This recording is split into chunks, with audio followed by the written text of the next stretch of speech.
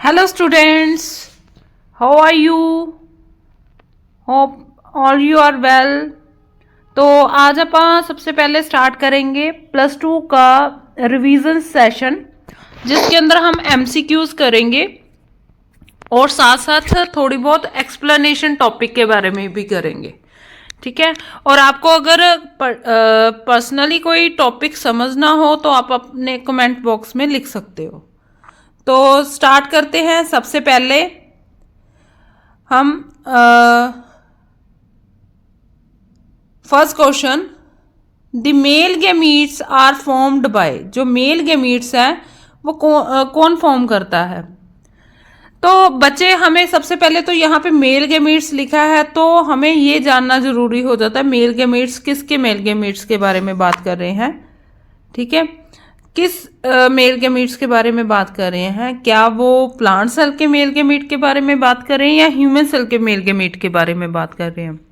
तो फिर उसके लिए हमें ऑप्शंस देखनी पड़ेंगी। देखो यहाँ पे लिखा वेजिटेटिव सेल, जनरेटिव सेल।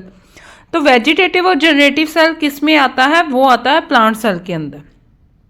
ठीक, तो यहाँ पे प्लांट सेल के बारे में बात हो रही है। तो मेल गैमीट्स के अंदर हमारे पास आता है पोलन ग्रेन, जिस पोलन ग्रेन में कुछ स्ट्रक्चर इस तरह से होती है कि आपके पास इनर मेम्ब्रेन होती है, फिर आउटर मेम्ब्रेन होती है पोलन ग्रेन की। ठीक है, और उसके बाद यहाँ पे डिफरेंट टाइप के सेल्स प्रेजेंट होते हैं। एक होता है जनरेटिव सेल और बाकी होता है vegetative cell, most of the. अब यहाँ पे जो वेजिटेटिव सेल होता है उसका काम होता है to provide the nutrition, to provide nutrition. किसको न्यूट्रिशन प्रोवाइड करना है, जो जनरेटिव सेल है उसको। और जनरेटिव सेल का काम होता है formation of male gamete, formation of male gamete. ठीक है, तो अभी आपने आंसर देना है कि मेल गैमीट्स को कौन फॉर्म करता है। इससे हमें पता लग गया कि जनरेटिव सेल, जनरेटिव जी से जनरेटिव और जी से गैमीट, कि जनरेटिव सेल किसको करेगा फॉर्म, गैमीट्स को। ठीक है, कौन सा गैमीट, मेल गैमीट को। तो आंसर देखते हैं इसका। तो इसका आंसर है हमारे पास थर्ड आंसर है mitotic division of nucleus of a generative cell. Generative cell की जो है न्यूक्लियस जब डिवाइड करेगा it form a male gametes. और ये फॉर्म कब करेगा बच्चे, जब ये फ्लावर के स्टिग्मा के ऊपर जाएगा तो वहाँ पे ये पोलन ट्यूब बनाएगा और पोलन ट्यूब के अंदर ये मेल गैमीट्स फॉर्म करेगा। ठीक है, चलो नेक्स्ट क्वेश्चन पे आते हैं। नेक्स्ट क्वेश्चन है, primary endosperm of nucleus is formed by fusion of which of the following. कहते जो प्राइमरी एंडोस्पर्म है वो किसकी फ्यूजन से बनता है। तो चलो फिर अपन अब करते हैं फीमेल गैमीट्स के बारे में बात। वो है हमारे पास अव्यूल।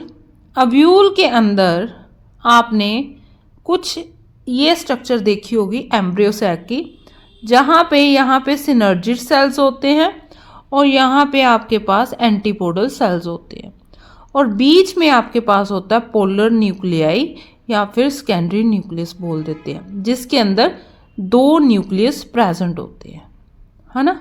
अब ये जो 2 न्यूक्लियस होते हैं, 1 मिनट, ये जो आपके 2 न्यूक्लियस होते हैं ना, ये 2 न्यूक्लियस। अब ये 2 न्यूक्लियस में क्या होता है कि सिनर्जिड्स में, जो सिनर्जिड्स होते हैं, ये वाले जो सेल्स होते हैं, इस सिनर्जिड सेल्स के साथ पहले एक मेल गैमीट फ्यूज करता है। ठीक है, तो जब एक मेल गैमीट सिनर्जिड्स के साथ फ्यूज करता है तो वो बनाता है एम्ब्रियो। ठीक है, सिनर्जिड्स प्लस मेल गैमीट क्या बनाएगा, एम्ब्रियो। ठीक है, क्या बनाएगा, एम्ब्रियो। ठीक, अब एक फर्टिलाइजेशन होगी।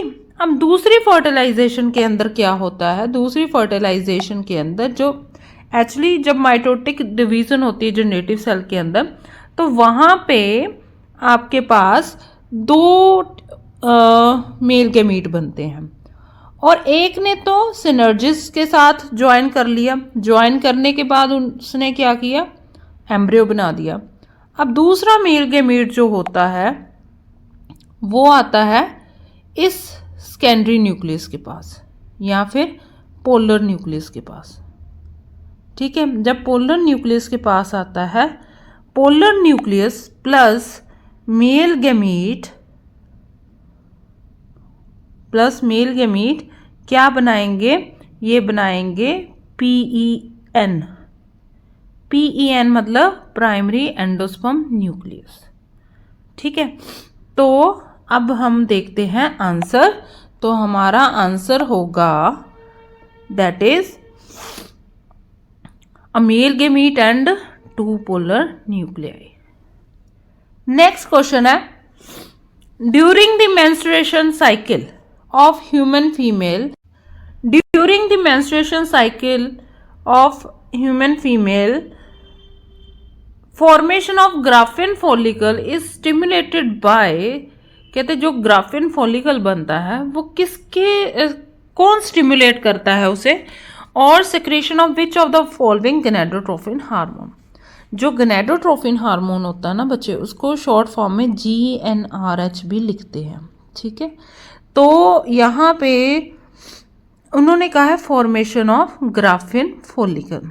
ठीक है, तो ग्राफिन फॉलिकल जो बनाते हैं, जो फॉलिकल बनाते हैं सेल, जैसे ओवरी के अंदर पहले प्राइमरी फॉलिकल आता है, सेकेंडरी, टर्शरी, जैसे जैसे बड़ा होता जाता है, मैच्योर होता जाता है, तो इसके आसपास जो सेल्स होते हैं वो भी बढ़ते जाते हैं। वो क्या होते हैं, वो फॉलिकल सेल्स होते हैं। ठीक है, फॉलिकल सेल्स जो होते हैं वो बढ़ते हैं किसकी वजह से, एक हार्मोन होता है FSH। ठीक है, जिसे हम कहते हैं फॉलिकल स्टिमुलेटिंग, मतलब जो फॉलिकल को स्टिमुलेट करता है, किसके लिए, ताकि वो और ज़्यादा ग्रो करें, फॉलिकल स्टिमुलेटिंग हार्मोन। तो आप अगर ध्यान से देखेंगे तो वहाँ पे ही आंसर में ही मेंशन है फॉलिकल को स्टिमुलेट करने के लिए कौन सा हार्मोन है, फॉलिकल स्टिमुलेटिंग हार्मोन। और एक होता है LH। जो LH होता है ना बच्चे, वो हेल्प करता है किसके अंदर, मैच्योर करने में। जो फॉलिकल्स सेल बन रहे हैं उनको मैच्योर करने में हेल्प जो करेगा वो आपके पास LH करेगा, जो प्राइमरी से सेकेंडरी, सेकेंडरी से टर्शरी, टर्शरी से मैच्योर ग्राफिन फॉलिकल, तो वो हेल्प करेगा आपका LH मतलब ल्यूटिनाइजिंग हार्मोन। तो आंसर हमारा यहाँ पे होगा FSH एंड LH, मतलब थर्ड वाला हमारा आंसर होगा। फिर आता है next question, fourth, the experiment proof of thermal stability. Thermal stability किसकी बतानी है बच्चे, हमें जेनेटिक मटेरियल की बतानी है। जेनेटिक मटेरियल कौन से होते हैं, या तो DNA होता है या फिर RNA होता है, वो दोनों जेनेटिक मटेरियल होते हैं। अब हमें फर्स्ट प्रोवाइडेड, उन्होंने कहा कि पहले थर्मल स्टेबिलिटी वाला कंसेप्ट जो था जेनेटिक मटेरियल का, वो किसने बताया था।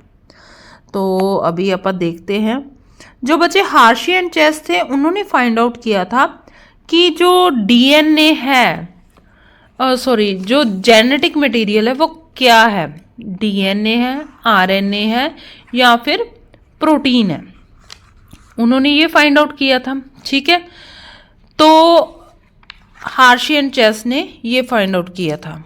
ठीक है, फिर उसके बाद आए थे हमारे पास मिजल एंड सेथल, इन्होंने फाइंड आउट किया था about the semi conservative property of DNA, कि DNA जो है वो सेमी कंजर्वेटिव प्रॉपर्टी दिखाता है। उसके बाद रे में इन्होंने बात की थी। फिर जो हमारे पास फ्रेडरिक ग्रिफिथ थे उन्होंने बात की थी अबाउट द थर्मल स्टेबिलिटी। याद होगा आपको कि उन्होंने 2 वायरुलेंट लिए थे, एक वायरुलेंट का नाम था S वायरुलेंट और एक का नाम था नॉन वायरुलेंट जो था वो था R। तो इन्होंने क्या, एस वायरुलेंट और आर वायरुलेंट, जो एस था वो माइस के अंदर निमोनिया कॉज करता था, ठीक है, और जो आर था वो नॉन वायरुलेंट था, मतलब वो जो उसके जो सेल्स थे, उसका जो जेनेटिक मटेरियल था वो वर्किंग नहीं था। फिर इन्होंने क्या किया था, इन्होंने हीट किया, हीट करने पे जो एस वायरुलेंट था उसका वायरुलेंट जो था वो ख़त्म हो गया, वो वायरुलेंट से क्या बन गया था, नॉन वायरुलेंट बन गया था, ठीक है। इसमें हमने क्लियर देख ला कि थर्मल स्टेबिलिटी का कंसेप्ट आया, यहाँ पे हीट का कंसेप्ट आया, तो आंसर हमारा होगा फ्रेडरिक ग्रिफिथ, ठीक है, आंसर हमारा होगा फ्रेडरिक ग्रिफिथ। नेक्स्ट है short stretch of DNA, short stretch है क्या है, डीएनए का। Identify complementary sequence, complementary sequence in a sample. आपके पास सैंपल है, सैंपल कब लिया जाता है बच्चे, आपने वो सीआईडी वगैरह देखा होगा, टीवीज वगैरह में देखा होगा कि जब कोई मर्डर हो जाता है या बहुत बड़ी चोरी हो जाती है तो वहाँ पे क्या है, डीएनए सैंपल कलेक्ट करते हैं, ठीक है। तो डीएनए सैंपल लिया, अब जो डीएनए सैंपल है ना, जो डीएनए सैंपल है वो लेके उसको आइडेंटिफाई करना है। तो आइडेंटिफाई के लिए क्या यूज़ करेंगे, probes, marker, primer, mini satellite, तो उसके लिए यूज़ करेंगे प्रोब्स, क्योंकि प्रोब्स के अंदर ऐसी क्वालिटी होती है, रेडियो एक्टिव प्रोब्स होते हैं ये, तो ये दूर से ही उस सैंपल में जाके अगर अटैच हो गए तो दूर से पता लग जाएगा कि ये सैंपल जो है वो क्रिमिनल का है, ठीक। नेक्स्ट क्वेश्चन करते हैं। नेक्स्ट क्वेश्चन है हमारा 6th, हार्डी वेनबर्ग प्रिंसिपल से। तो हार्डी वेनबर्ग प्रिंसिपल का हमें इनकरेक्ट स्टेटमेंट के बारे में बताना है। तो हार्डी वेनबर्ग के प्रिंसिपल में इनकरेक्ट स्टेटमेंट देखनी है। तो पहली स्टेटमेंट तो है करेक्ट, सेकंड स्टेटमेंट भी करेक्ट है, तो थर्ड स्टेटमेंट जो है वो बच्चे इनकरेक्ट है। कैसे इनकरेक्ट है, वो कहते हैं कि Hardy Weinberg principle says that phenotypic frequency in population are stable. कहते जो फिनोटिपिक फ्रीक्वेंसी होती है पॉपुलेशन के अंदर वो स्टेबल होती है। तो बच्चे ये गलत है बिल्कुल, क्योंकि हार्डी वेनबर्ग ने कहा था कि अगर आपको पॉपुलेशन की फिनोटिपिक फ्रीक्वेंसी स्टेबल करनी है तो उसके लिए बहुत सारी कंडीशंस दी थी जो कि नॉर्मल लाइफ के अंदर पॉसिबल नहीं थी, ठीक है। तो are constant from generation to generation, ऐसा उसने कुछ नहीं बोला था, ठीक है, ये है सी। फिर है albinism is known to be due to autosomal recessive mutation. ये ऑटोसोमल रिसेसिव म्यूटेशन होती है, उसकी वजह से एल्बिनिज्म होता है, एक बीमारी होती है। The first child of the couple कहते हैं कि normal skin pigmentation was an albino. कहते हैं कि जो कपल जो थे वो नॉर्मल थे, उनकी स्किन पिगमेंटेशन नॉर्मल थी, बट जो बच्चा हुआ वो एल्बिनो हुआ। What is the probability of their second child will also be albino. कहते सेकंड चाइल्ड में कितने प्रोबेबिलिटी होगी कि वो एल्बिनो होगा। तो पहले हम कंसेप्ट समझते हैं। ऑटोसोमल रिसेसिव म्यूटेशन का मतलब है ये जो म्यूटेशन है वो किसकी वजह से आई है, रिसेसिव जीन की वजह से, ठीक है। रिसेसिव जीन बच्चे तभी ही वर्क करती है जब वो होमोजाइगस कंडीशन में होती है। तो आप ले लेते हैं एल्बिनो के अंदर जो फादर है, तो ऑब्वियसली अगर रिसेसिव म्यूटेशन है तो मतलब कि अगर एक बच्चा उनका एल्बिनो आया है, मतलब वहाँ पे मान लो कि उसकी जो जीन है वो दोनों ए आ गई, इसी वजह से बच्चा एल्बिनो हो गया। एल्बिनो का मतलब होता है बिल्कुल उनकी जो चमड़ी होती है वो वाइट, बिल्कुल वाइट हो जाती है, उनके अंदर मेलानिन पिगमेंट जो होती है ना बच्चे, वो बहुत ही कम हो जाती है, ठीक है। ये इस डिजीज़ के अंदर ऐसा होता है, ठीक है। तो यहाँ पे अपन देखते हैं कि क्या हुआ। यहाँ पे हुआ कि बच्चा जो है एक है जो एल्बिनो हो चुका है, तो मान लो कि जो फादर है वो कैरियर है। कैरियर में क्या होता है कि एक जो उनका एलील होता है वो नॉर्मल होता है और दूसरा एलील जो होता है वो एबनॉर्मल होता है। नॉर्मल क्योंकि ये रिसेसिव है, तो रिसेसिव में क्या होता है कि होमोजाइगस कंडीशन में ही वो अपने करेक्टर शो कर पाता है। तो यहाँ पे कैपिटल ए डोमिनेंट शो करेगा, स्मॉल ए रिसेसिवनेस शो करेगा। तो मदर का भी सेम ही लगा लो कि मदर भी जो है वो सेम, एक मिनट, वो भी एल्बिनो है, फादर और मदर। ठीक है, capital A, small A, capital A और स्मॉल ए। ठीक है, अब इनके गैमीट क्या बनेंगे, आपा क्या करते हैं, पुनेट स्क्वायर बना लेते हैं और उसमें से पता कर लेते हैं कि क्या चांसेस, क्या प्रोबेबिलिटी लेंगे। तो एक साइड आपा फादर के जीन्स रख लेते हैं। कौन से गैमीट बन सकते हैं दो, एक तो बन सकता है कैपिटल ए, एक बन सकता है स्मॉल ए। और मदर के अंदर कौन से दो गैमीट बन सकते हैं, सेम, एक कैपिटल ए और एक स्मॉल ए। अब फर्स्ट के अंदर क्या होगा बच्चे, फर्स्ट में एक ऐसा चांस बन सकता है कि एक ए फादर का होगा और एक ए किसका होगा, मदर का। ठीक है, फिर सेकंड में क्या होगा, जो एक आपके पास डोमिनेंट ए होगा और दूसरा आपके पास रिसेसिव होगा। ये बन गया कैरियर। ठीक है, ये बच्चा जो होगा वो बिल्कुल ठीक होगा, ये भी ठीक होगा, बट ये कैरियर होगा। ठीक है, फिर थर्ड के अंदर देखते हैं तो कैपिटल ए और स्मॉल ए आ जाएगा, स्मॉल ए। ठीक है, फिर क्या होगा, फिर लास्ट में क्या होगा, स्मॉल ए और स्मॉल ए आ जाएगा।